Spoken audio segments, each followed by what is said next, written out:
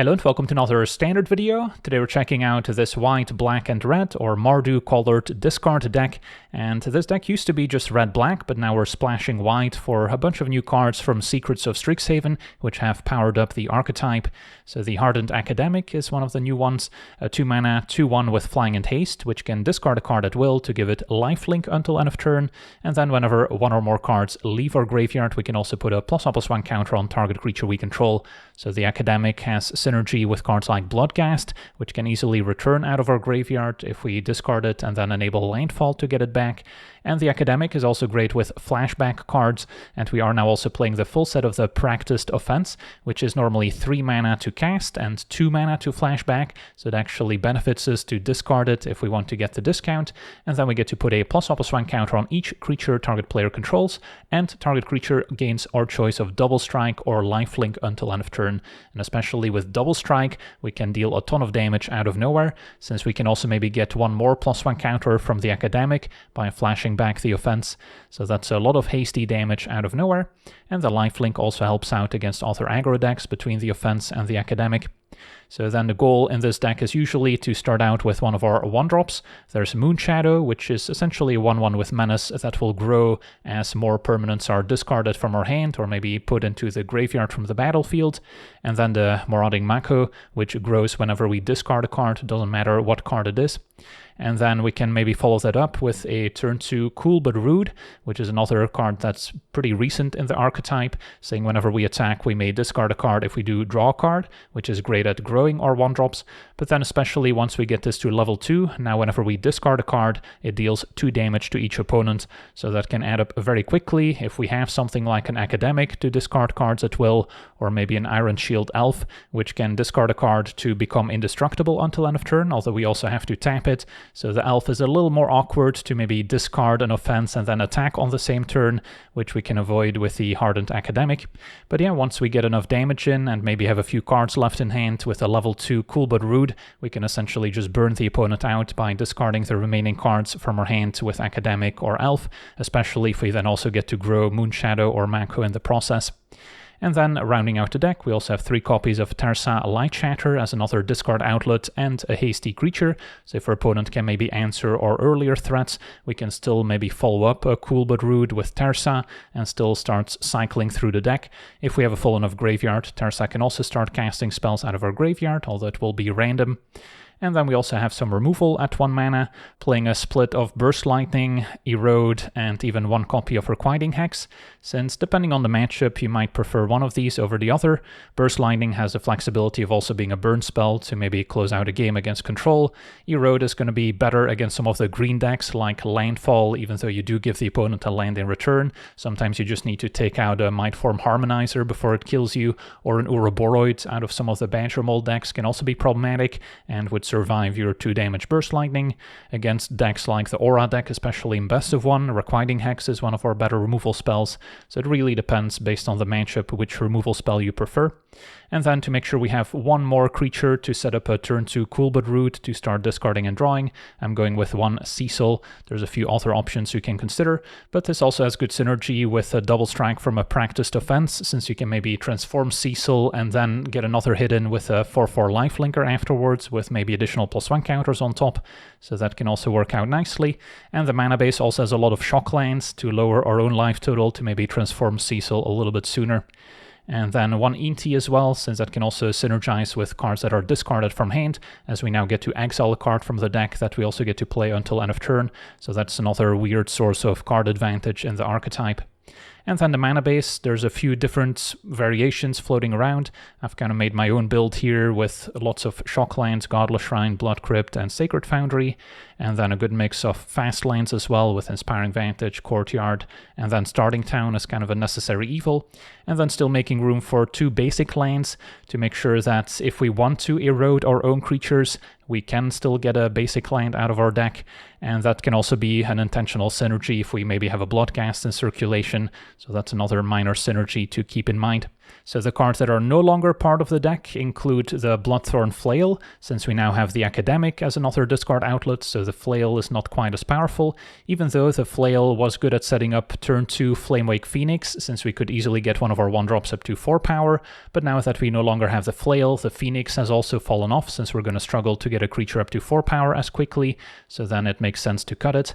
And we're also no longer playing KC, since the deck is now playing 3 colors, it's a bit harder to get double red on turn 3, so KC no longer makes a cut.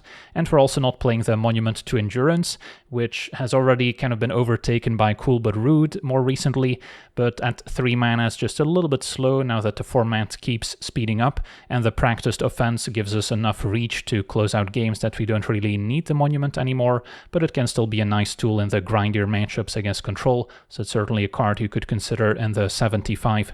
But yeah, for now, let's jump into some games and see how the deck does.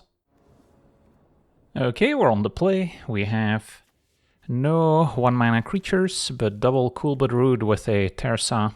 This one's okay. Of course, having a 1-drop to enable Cool But Rude on turn 2 would have been preferable. But we still have good mana, and then a creature that can eventually enable the Cool But Rude, maybe discarding a flashback card in the process. So, player enchantment facing blue-black. Make that Grixis. So, Tersa's unlikely to survive this turn. Are we more worried about a counter spell or a removal spell? Yeah, not sure what to make of this. If I play Tersa, I would probably discard land Burst Lightning, since we might get more value out of casting this twice. Yeah, close call. Could also make a case for just casting another one first. See if they want to counter this. They do. Negate. Okay. So then, still have our Burst Lightning available. And a stock up. So some sort of control deck. At least now we could get in with Tersa. Could also level this up one more time. But then I guess we could get this to level 3. Grixis might have a bounce spell for the enchantment, and that's about it. I think I'll still get more mileage out of playing Tersa. Discarding Starting Town and probably Burst Lightning. And then the Shark I can still play. And I'll discard the Practiced Offense, maybe. The extra land is still useful if we want to level up Cool But Rude some more. And now I could also see the advantage of a Moonshadow over the Mako.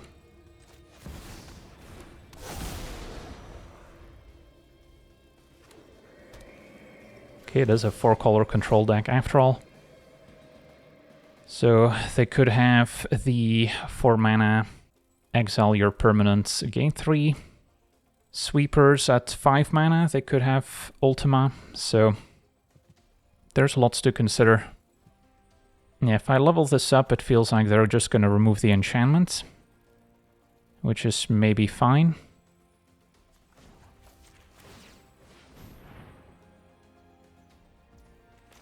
Play the Academic. Gonna hang on to the Shark, and if I get to attack, I'll discard the land.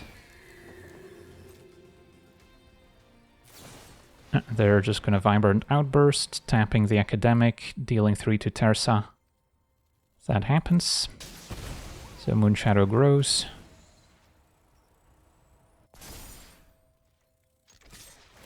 Attack, discard land.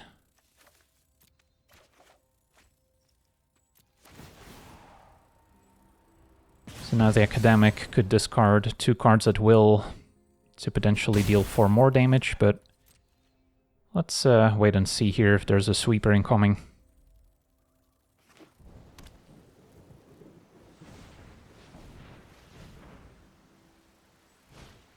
Tablet, that's fine. We'll still leave them with 4 mana afterwards. And they found another outburst, which they could cast.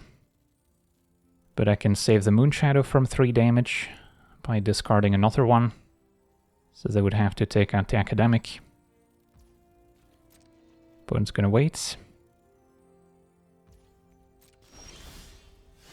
Alright, so now I think we start by casting another Moonshadow.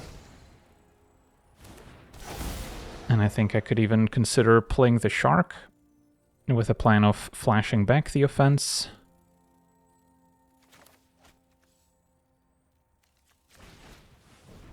And then starting turn I'm happy to discard. So I'll target myself, giving, let's say, the Academic double strike. And then the Academic can put a +1 counter on itself.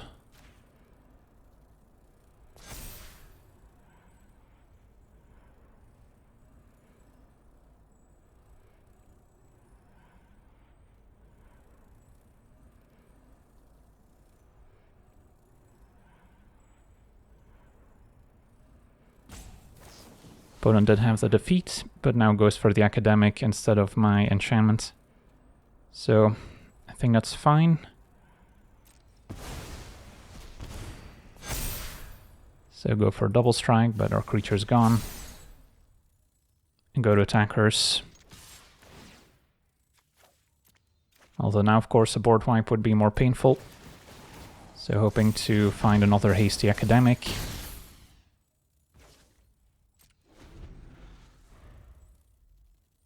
They don't have double white yet for an Ultima. Could see like a Jeskai Revelation. Alright, opponent going for a Capstone, and they hit the Jeskai Revelation. That's unlucky. So they can bounce the Moonshadow, deal 4 to another one. And then now we're left with a Shark. And another cool but rude.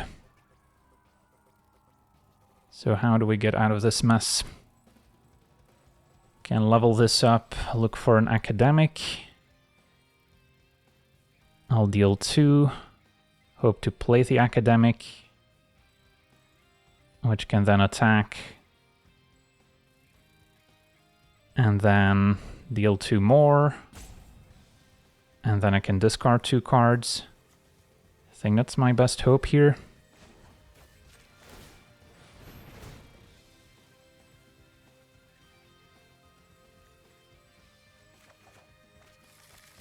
Okay, we got to keep the Academic.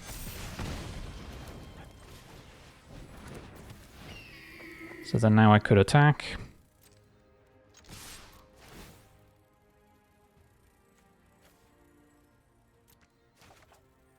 And then, yeah, we deal 2 with the Academic, discard 2 more, which is 4 more damage, and that's game. Super close one here against 4-color control. On to the next one.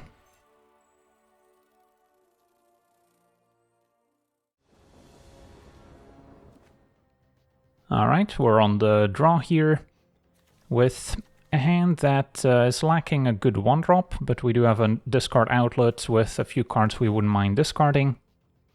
So I'll give it a shot. Erode could also technically hit our own Bloodghast to get our second basic.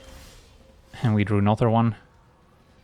Against black-green, I don't see myself eroding their 2-drop.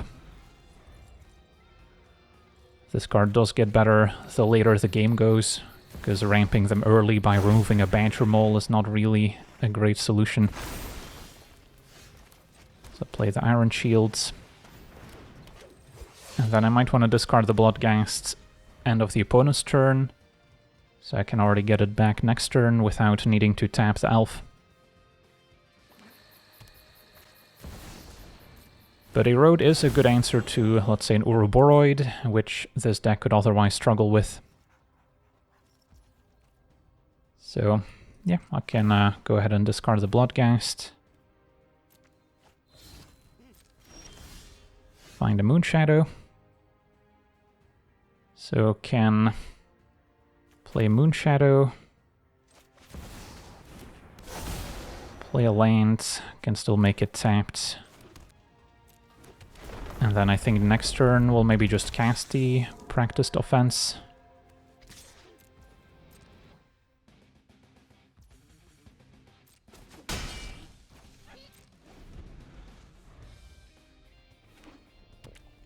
Opponent is Junt Colors, and they do have a lot of mana here. For a Practicum, putting 2+1 counters on each creature they control. It's pretty good. It's gonna add up over time. We'll see how aggressive they get. Opponent's gonna hang back. So now going for an Erode on Badger Mole is more tempting. Just so we can set up some attacks as well. So then the Practiced Offense can just be cast normally.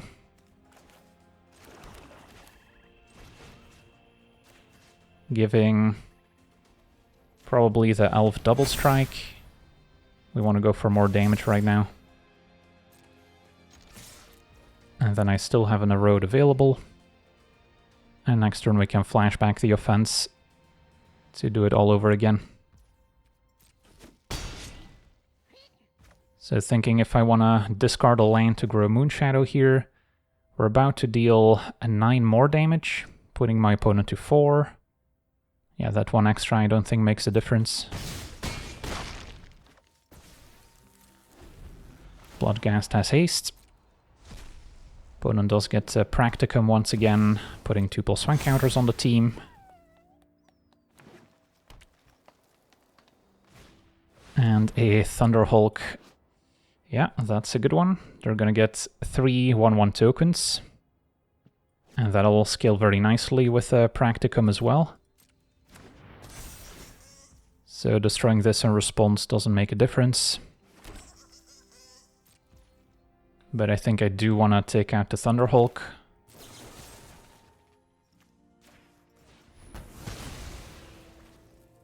Although Moonshadow having Menace might actually be enough.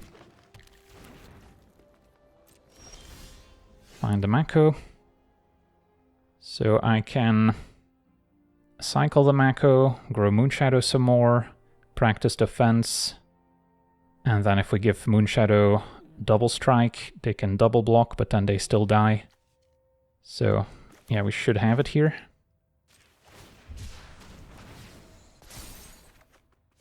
Tarsa's not bad either. But if I just flash this back and give a Double Strike, and then no matter what, our opponent's taking a lethal. So yeah, those erodes were decent. Clearing a path for our attacks. To be fair, Burst Lightning could have also burned them out. So yeah, it's always kind of an interesting choice which removal spells you run in this deck. On to the next one.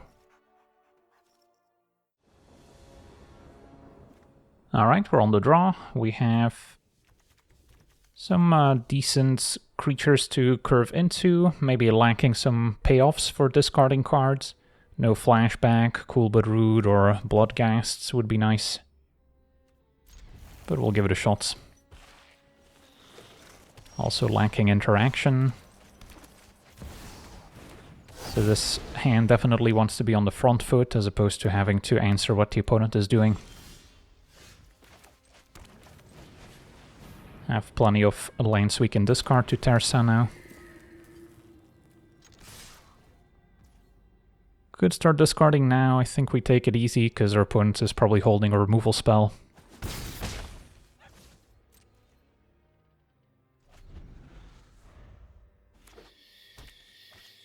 Okay, the Emeritus. So this is kind of a Golgari control deck of sorts. Yeah, Tarsa seems fine here. I do want another red source in circulation.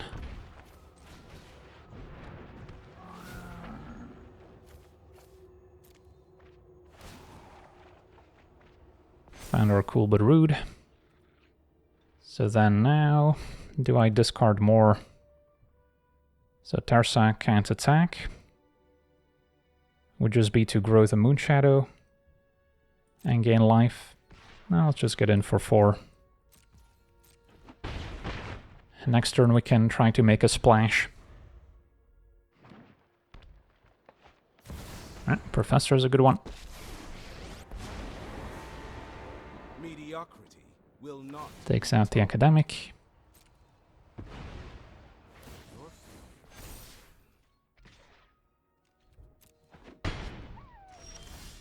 And the offense was a good draw. So, let's see. Can play the Academic, discard the offense and flash it back, which allows all my creatures to attack past the Emeritus. Yeah, I think that's a fine sequence for now.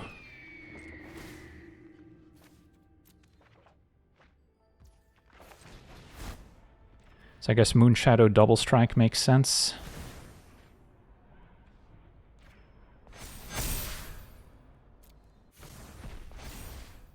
And in fact, I could just kill my opponent here.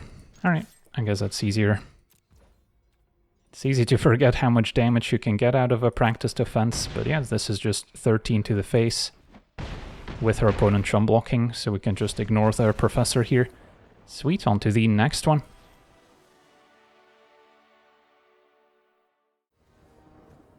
Okay, we're on the play with a keepable hand. Good mix of threats, discard, and interaction. Starting with, can go for Courtyard.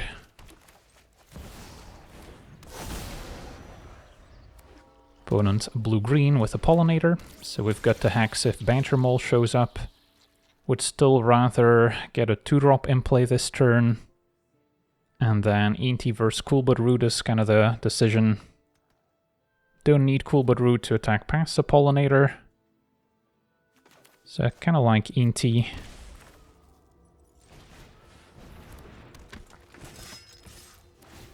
Possible actually should have not played the Black Source. So next turn, if I don't hit a land of Intis with Cool But Rude triggering, I could have at least still hexed a 2-drop. But yeah, opponent on Sultai. This might be this applied geometry deck, apparently, that I keep running into, although our opponents have yet to cast the applied geometry against me, so I haven't seen its full potential. But they do also run Quandrix Charm, which can counter a spell unless we pay 2, so we don't have to play into it here. I can just play the Shark, or even cycle the Shark is an option. I think I would rather play it. Now what I don't have is an answer to Ouroboros. Okay, opponent had a Drowner instead. So then, does Inti still want to attack? Don't really want to trade it for a Drowner. Don't want to hex the Drowner, do I? Well, I guess I could, just because it prevents Pollinator from making an extra mana. And then I can discard Starting Town. And then I guess I can wait to see how the opponent blocks to decide on whether or not to hex. Opponent's gonna take it.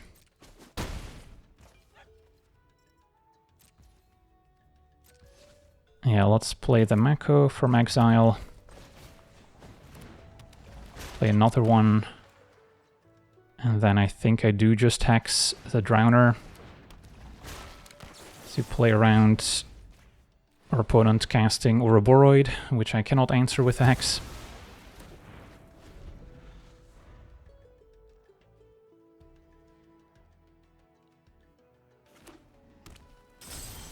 Okay, so now we face the decision of, do I play the land first to play around Quandrix Charm? Or do I keep it to have something to discard, which would be nice. I guess either way I can discard the land to Inti. So I think I don't play around the Quandrix. That resolved. So now I get to attack. And get 2 triggers. Probably wanted to just trigger the Cool But Rude here. Yeah, I think I declined the ENT one. And this way I still get to exile a card with ENT.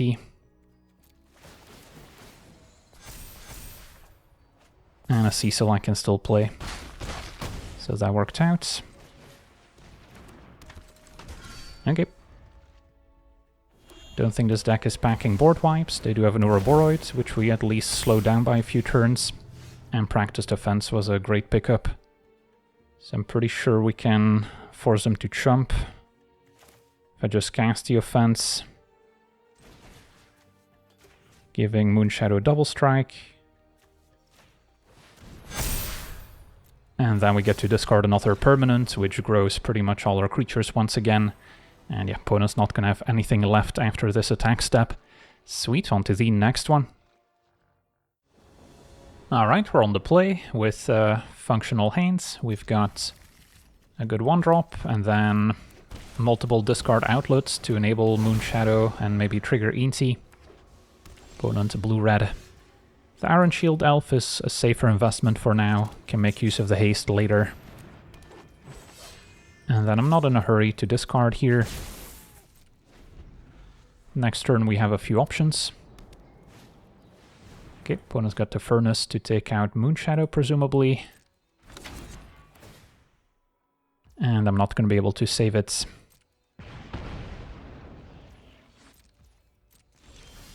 Another Academic. Could make a case for Terza. Get some hasty damage in. Discarding maybe just the 1 Academic, leaving the second in hand. Or I could discard both Academics, since the Elf is a safer creature to invest in anyway. And then keep the ENT. We already have a discard outlet. Even though the Academic is maybe better if we draw our flashback card. So yeah, it's between discard 1 or discard both. I think I discard both. Would love to find my enchantment. Cool but Rude would be great. If we fill the graveyard enough, there's a chance Terza can get something back. But yeah, generally haste creatures are welcome additions against control. Okay, this is some sort of 4-color control deck with Cornucopia. So that might complicate matters a little bit. The Hex can certainly go. So I'll play ENT. And go to attackers. Now against 4-color control, assuming they're playing with the Inevitable Defeat, they can exile the Elf, so Indestructible doesn't necessarily mean it's safe. Hex could be a way to destroy my own creatures, so it doesn't let the opponent gain 3 life. So there's still some upside to keeping the Hex. But I think I still ditch it and grow the Elf. Erode I cannot cast at the moment. I will play the land out to give me more options next turn.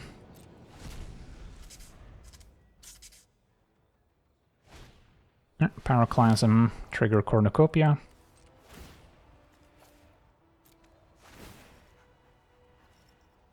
Could still hit a Burst Lightning that I can cast.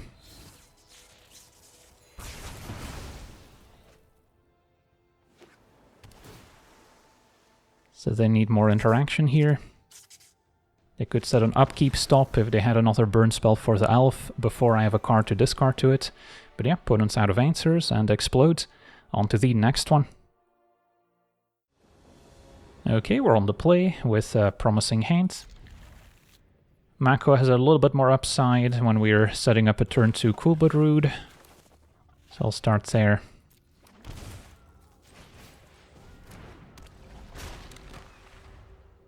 But if there's a must-answer 1-drop, we can double spell. So this is potentially mono-red aggro or red-white tokens. Burst Lightning doesn't deal with, let's say, a Voice of Victory. So could be convinced to get Cecil in play. Then again, if we're up against Burn, I don't want to deal myself too much damage early on. So it is an interesting spot. Could also just Cool but Rude here. Since we also have the Academic as another hasty creature to enable it if they answer a 2/2 Shark. I think I still go Cecil plus Burst Lightning here, but it is a close call.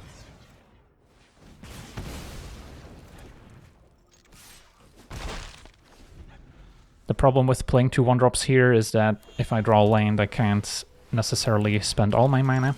Opponent did indeed have the Voice of Victory. So then Cecil could hold it off. The Mako can still attack into it if I find a way to discard, which I could do with the enchantment here. Want to keep digging.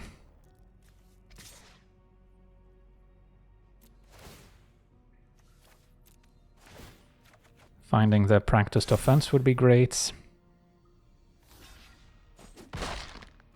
I guess there was a world where they block with a voice and I get to finish it off with a Burst Lightning, but then the mana should have also lined up. Opponent's got another voice, so they don't have an attack. There's the offense. So what's my plan now?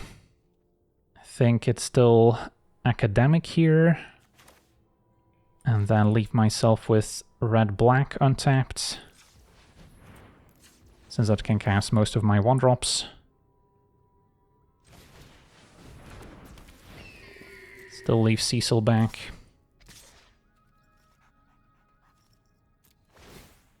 And discard. At this point I think it's still the elf, because I don't intend for the elf to necessarily attack in the near future. And then we can keep the offense as a surprise a little bit. Now we have multiples. A leveling up cool but rude before we discard could also pay off. So, yeah, let's wait. So yeah, ideally find an untapped land, I get to level this up, discard an offense and flash it back before we attack. Opponent's got the sharpshooter, so now the voice represents a lot more damage.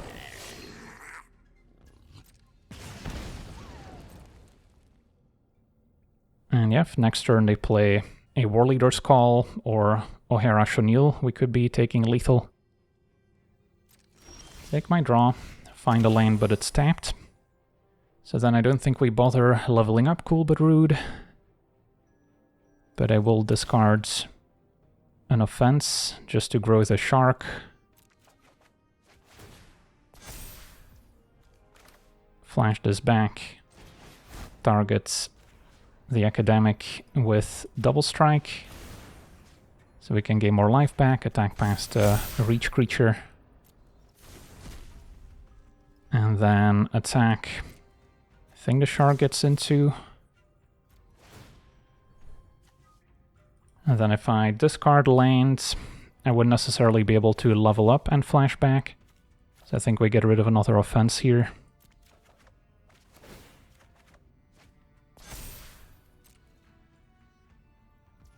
Opponent's gonna take it, so that would just be lethal. So I think they've given up. Alright, I mean, either way, next turn we would have been able to level up, flashback offense, and maybe discard a few more cards to get a bit more damage out of the cool but rude. So we were in decent shape, but yeah, never underestimate the tokens deck. On to the next one.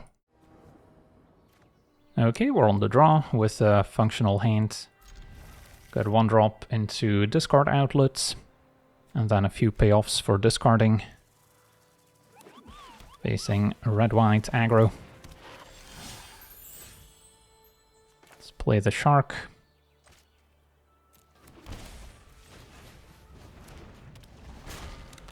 Could have made a case for Blood Crypt, since we're more likely to want to play the Iron Shield Elf next turn. And a Sheltered by Ghosts. Yeah, that card is particularly good against the discard deck, since once their creatures get large enough, we don't have many answers, and it's going to take us a while to pay the award as well. So, yeah, this turn I think we still play another elf. And then I'll just shock myself. Can technically hold off the Harrowed Claw.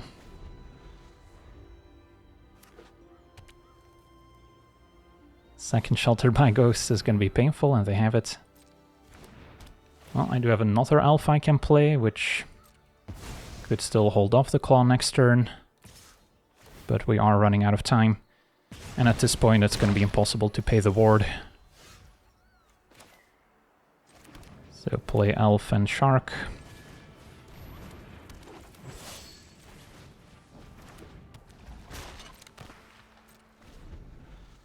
And if they're on a burn deck, they might still have a bunch of burn spells in hand. Third, sheltered by ghosts. Yeah, well, not much we can do here. Can discard to grow the Shark. I guess that's worth it, just to have a 2/2 blocker. But if they have a land, they can still attack past it.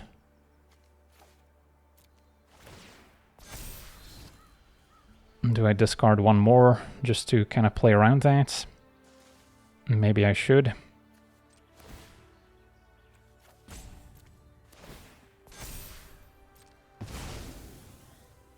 But they could also just have a Lightning Helix to clear a path. Alright, and that's prevent them from attacking at least. So maybe bought myself a little bit of time. If I go for ENT, I'm definitely not in a position to attack. A 3/3 could still hold off the claw, assuming they don't have removal.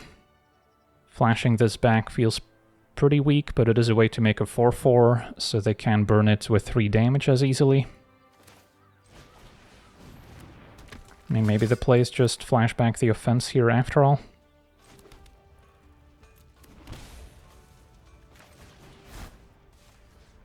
But I don't think I can go for an attack. Yeah, it is somewhat tempting, but we're just not winning this race. And if I did attack with a 4/4 and they did have 3 damage removal spell, I get punished. The Slick Shot can just now fly over. And another claw.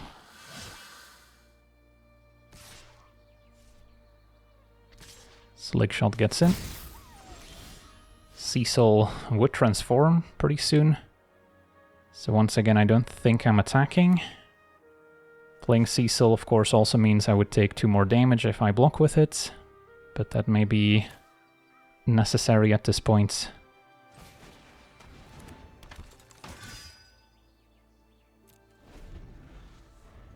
So dead to any burn spells because of the Slick Shot. Untapped land means they can pump both claws, at the very least. So blocking with Cecil is extremely risky. But yeah, opponent just had the Lightning Helix, so we're super dead. Alright, GG's. Can lose to my own Cecil here. But yeah, we're dead to the Slick Shot.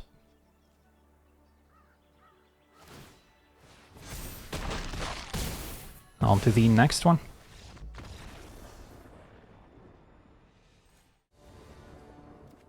Alright, we're on the draw. This hand is a little sketchy. No 1-mana creature, no red mana to enable most of my discard outlets. So I'll take a mulligan. This is functional. Probably ditch a Godless Shrine. Could also keep the 3rd land. Turn 1 Mako, don't really have a turn 2 play lined up. Could always hardcast a Bloodghast, but that's not pretty. Or I can keep the 3rd land to guarantee Tersa.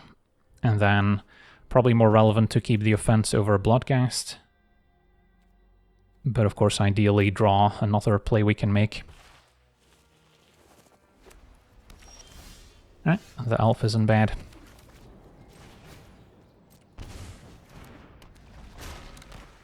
Opponent on mono white. If this is the Aura deck, that's going to be a tougher matchup. And then we'll probably need to draw removal. Otherwise, we're just going to get sheltered by ghosts into oblivion. So I don't even think I attack. So that if they do have a sheltered, I can at least prevent them from hitting me with lifelink.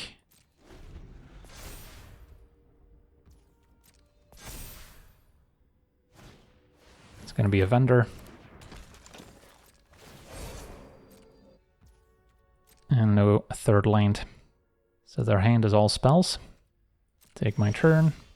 Erode was a good draw. I think we still try Tersa. Question is, do I play the starting town Or do I end up discarding it anyway? And then I don't think I need to prioritize it. So then we'll go Terza, discard land and offense.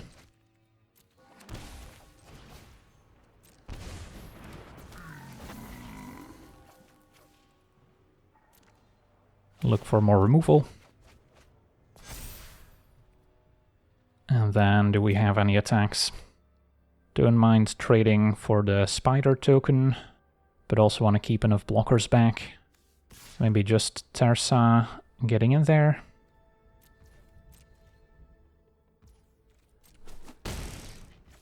And then next turn the practiced offense can try and set something up. They found a third land, so this could hurt if they have Sheltered by Ghost plus something else. It's going to be Feather of Flight for flying.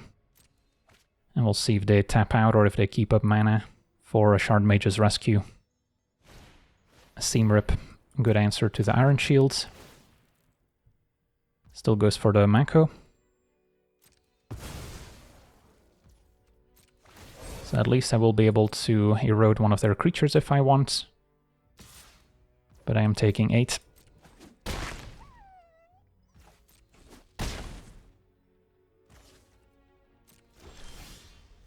And a mountain. So yeah, I mean I can pretty much empty my hand here. Play the Mako.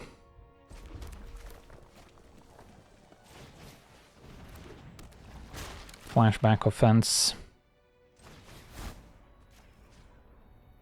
And I think I go for double strike, but it is a close call.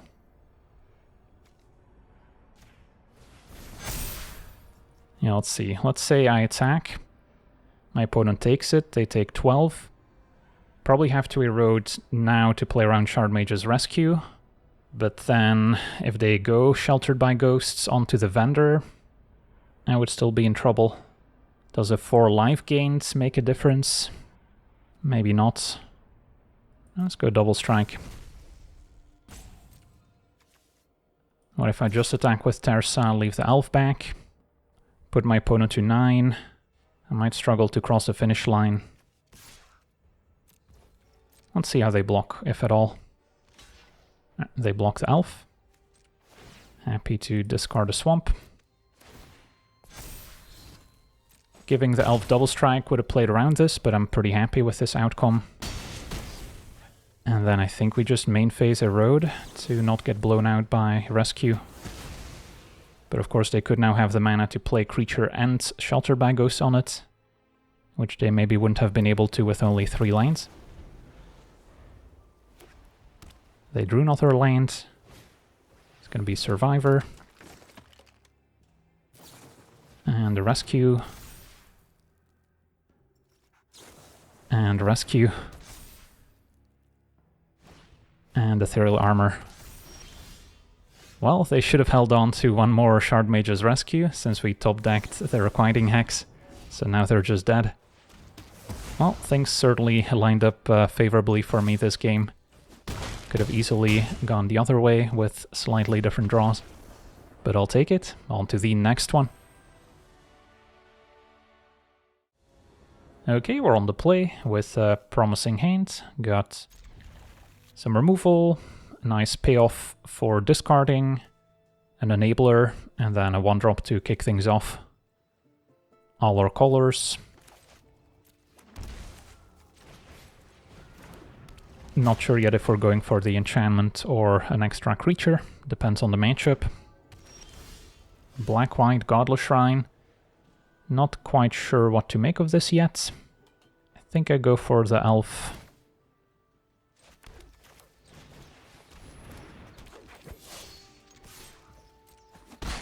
Wait a little bit longer before we discard anything. So it's Abzan colors and looks like a life gain deck, probably with black at 3 mana. So I want to keep the erode to answer the namesake card. Drew another one.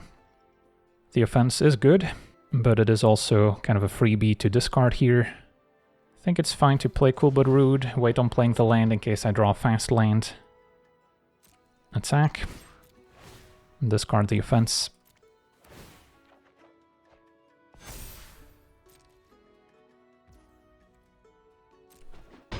And I'll keep Erode available.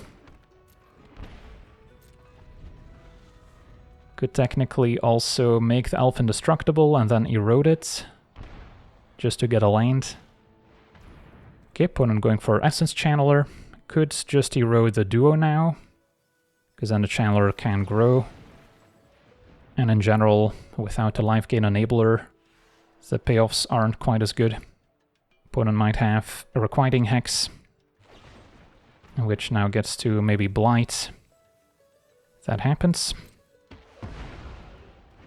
Alright, looks like they missed out on an opportunity to Blight, since they could have gained 2 and then still gotten the land from Erode. So their opponent gets the Channeler.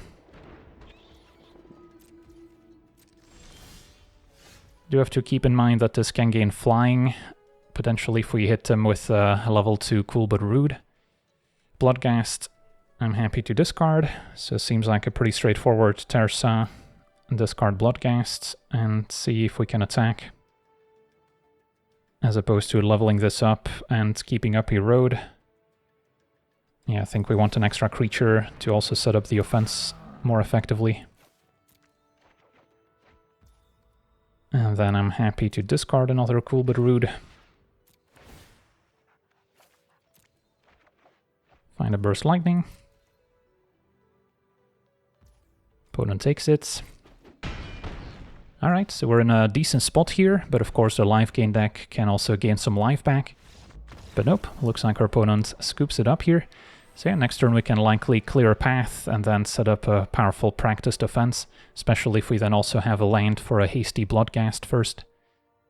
So yeah, we got to see this Mardu discard deck in action, and this archetype keeps on evolving, was red-black just a month ago, and now the White Splash seems to be pulling its weight with the Hardened Academic and Practiced Offense, both being individually powerful in the archetype, but also having great synergy together, as something you can discard and then flash back to get an extra counter on the Academic. So yeah, overall, pretty happy with where this deck ended up.